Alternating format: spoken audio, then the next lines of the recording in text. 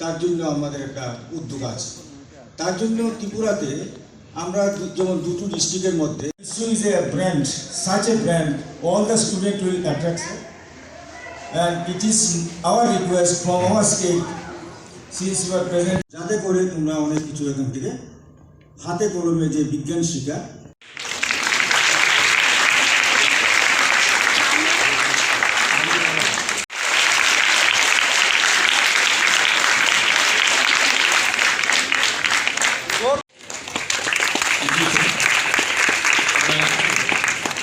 অনুরোধ রাখছি বসবার চেষ্টা করছি। তো in this special occasion it is my proud दुर्लभ सदग्रंथ निगावा आज का दिन का कोई महत्व আরও 6টা সায়েন্স সেন্টার করব। আমাদের এখানে যেমন সুগন্ধকার নির্মিতে আমাদের ইনোভেশন হাব আছে, বিভিন্ন এক্সিবিশন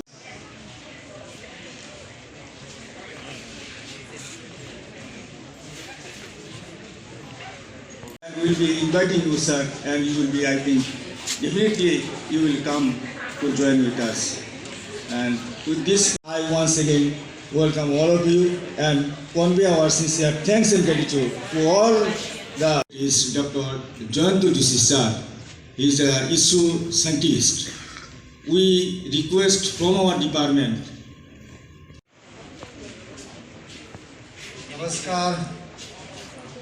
नमस्कार हो रहा है।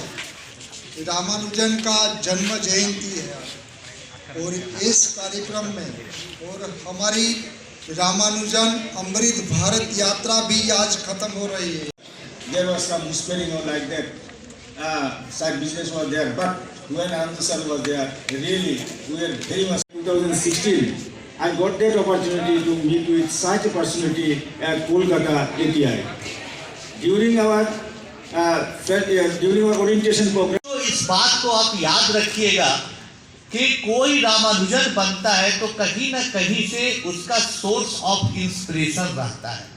कहीं ना कहीं कोई घटना घटती है, कोई ऐसी चीजें होती है उनके जीवन में जो बच्चों को गणित के प्रति आकर्षित करता है। कल आपके स्कूल में गए तो कुछ कहानियां बताए, आज डिफरेंट कहानी बताने जा रहे हैं जो हमारे जीवन में घटी।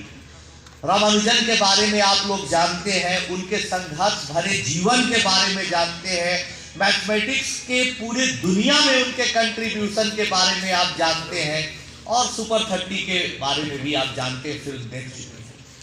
लेकिन मैथमेटिक्स में जो मेरा इंटरेस्ट डेवलप हुआ और मैथमेटिक्स में एक ही सवाल को कई तरीके से बनाना, उस सवाल को जनरलाइज करना, सिमिलर प्रॉब्लम दिखाना, ये सब ऐसी बातें हुई जिसके चलते सुपर 30 प्रोग्राम लोकप्रिय हुआ।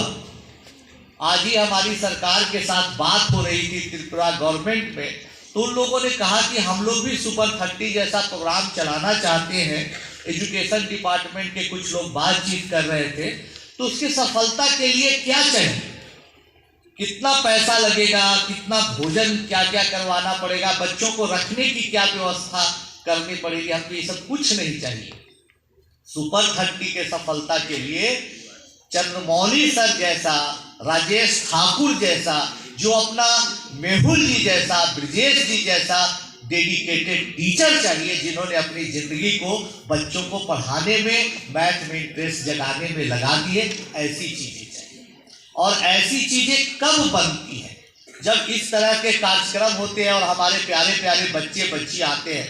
बच्चों, आप ही लोगों के उम्र में रहा होगा, मैं क्लास 10th में पढ़ता था तो करीब 8वीं क्लास से 9वीं क्लास से रामानुजन के बारे में मुझे बहुत डिटेल में जानकारी हासिल हुई, विज्ञान प्रगति से, अलग अलग मैगजीन से। उस जमाने में तो कोई इंटरनेट था नहीं, पूरे उनके लाइफ को मैंने जाना, समझा, बुझा और बड़ा मजा आया। लगा कि कुछ ना कुछ रामानुजन जैसा करना चाहिए। भले रामानुजन बने ना बने, लेकिन प्रयास मैथमेटिक्स में कुछ अच्छा करना चाहिए, कुछ नया रिजल्ट मुझे भी निकालना चाहिए, मेरे भी पेपर बाहर पब्लिश होने चाहिए, अच्छा एक टीचर बनना चाहिए और ये गणित का जो जुनून है लोगों को तक पहुंचाना चाहिए। बच्चों याद करिएगा, आप उस दिन को, अभी मल्टीमीडिया प्रोजेक्टर नहीं, हमारे सुपर 30 के वेबसाइट के हिस्ट्री पर जाके देखिएगा तो आज से करीब 30 साल पहले भी, 31 साल पहले मैं आप लोग जैसा बच्चा था, तब मैं रामानुजन जयंती पहली बार बनाया था 89 में। और 89 में जब बच्चों मैं रामानुजन जयंती मनाया था तो कोई हमारे साथ नहीं था, और ठंड, बिहार में आप जानते इस समय शीतलहर का टाइम होता है, एकदम ठंड।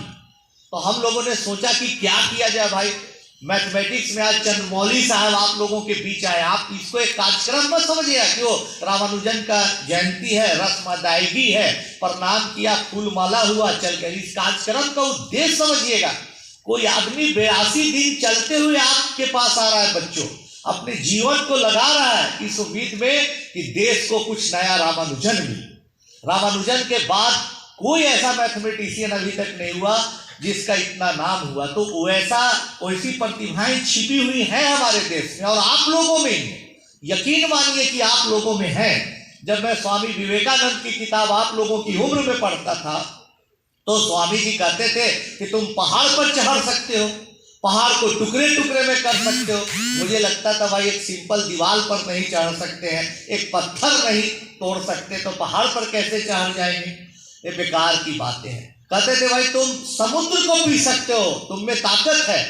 तो मुझे लगता था एक लोटा पानी पीते हैं फिर एक गिलास और दे देता तो नहीं पी पाते, समुद्र की प्यास के। ये धीरे धीरे संघर्ष करते करते, अपने जीवन में संघर्ष करते करते, बच्चों के साथ, 30 बच्चों के साथ, गरीब बच्चों के साथ संघर्ष करते करते ऐसा आभास हुआ कि बच्चों आप में सच में इतना ताकत है कि आप हवा का रुख बदलते हुए, धारा के विरुद्ध बहते हुए पत्थर का सीना तोड़कर दिखा सकते कि भारत देश में अभी भी रामानुजन जिंदा है।